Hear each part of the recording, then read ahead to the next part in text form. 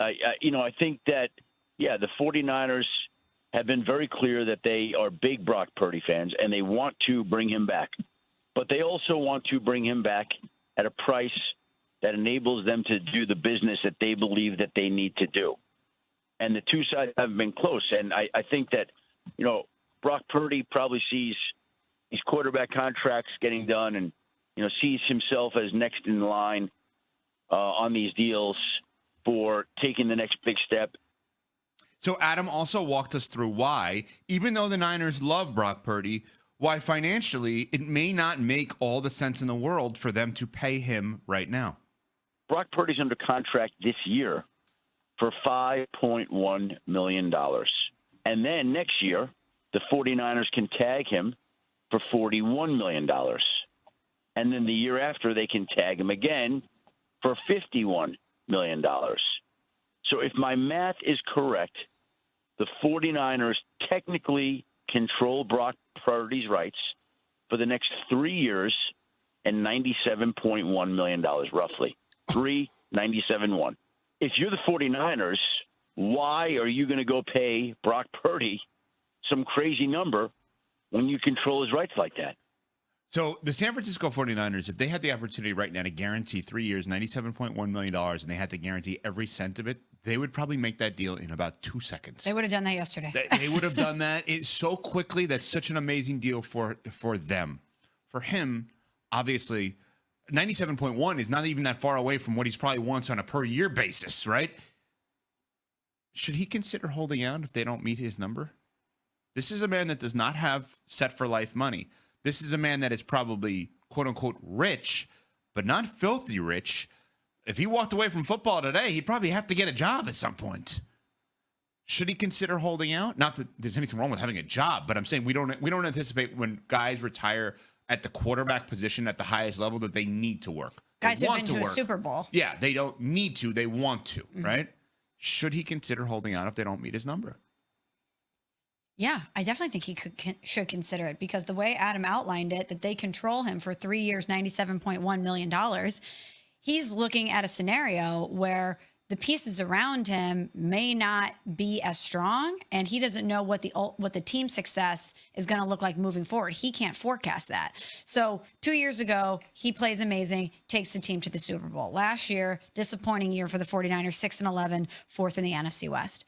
He's watching pieces of the team he went to the Super Bowl with get peeled off left and right.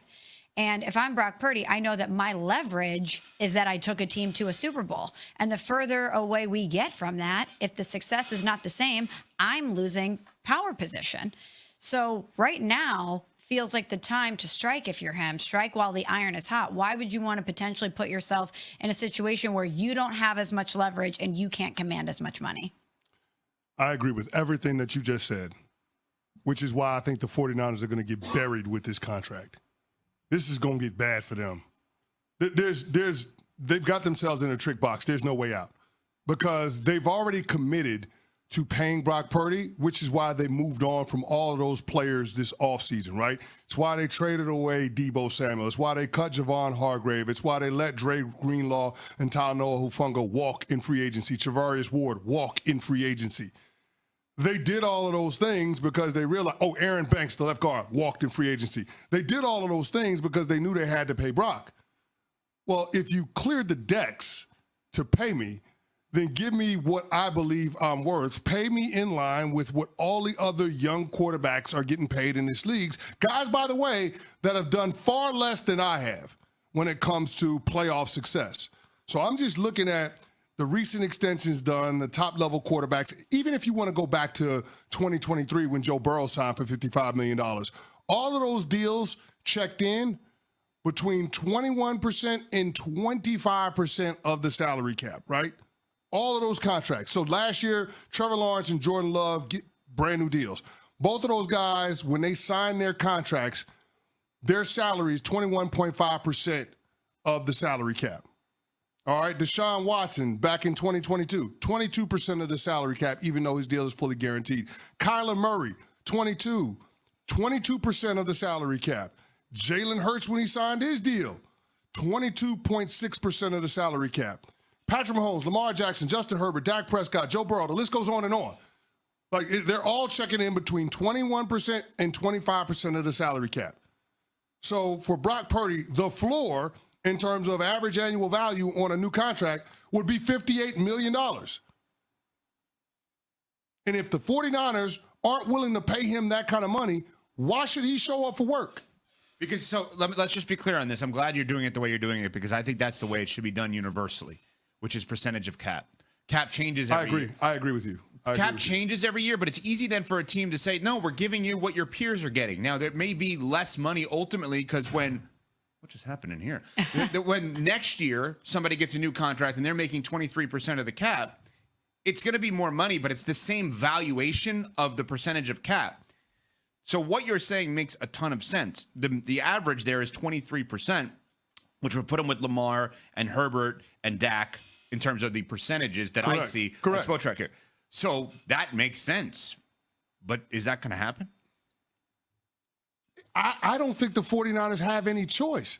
The only question is, what's the timeline in terms of when they get the deal worked out? Because I do think it's a very real scenario where Brock Purdy holds the line and the 49ers stand firm into the start of the preseason.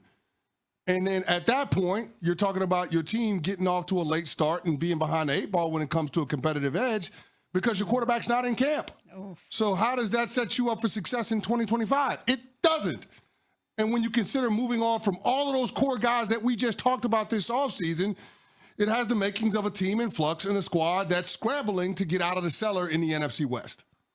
So, I think it's a trick box for the San Francisco 49ers. They put themselves in this position, and the only way to get out is by paying their way. And what happens if a certain quarterback slips in the draft? And what happens if that contract is not done with Purdy? And what happens if they don't feel like they're close to that contract being done? Ooh. And they're sitting there at 11? But that's why it didn't make sense to me when Schefter gave me the answer. And I'm not saying Schefter's wrong. He's absolutely right. Nobody is in the know when it comes to NFL stuff to Schefter, especially when it comes to the Shanahans. So my whole point is this. If you're the San Francisco 49ers, can you really allow the draft to come and go and not have an extension with Purdy in place when you have fewer alternatives to replace him? You lose those alternatives the moment the draft ends, you're saying. No doubt. Yeah. I mean, there's still always Kirk Cousins and Aaron Rodgers as fallbacks, presuming that those guys don't get traded or signed anywhere. But, I mean, can you really afford to allow the draft to come and go, an opportunity to get a quarterback on the rookie wage scale? Can you really allow that to happen and give even more leverage to Brock Purdy as we continue to move through the offseason in these negotiations? We're going to find out. Coming up, it is a massive 24 hours for one quarterback in Pittsburgh. It may not be the one you think. We'll get to that next. We're on Sportsmanlike, presented by Progressive Insurance. Welcome to the 2025 NFL.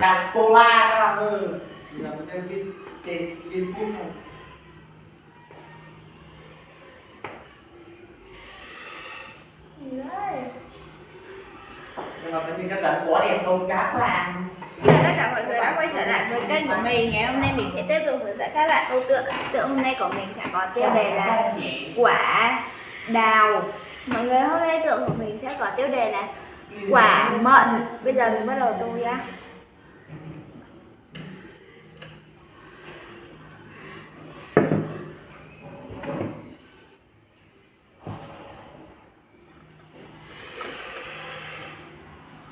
Xám đầu tiên.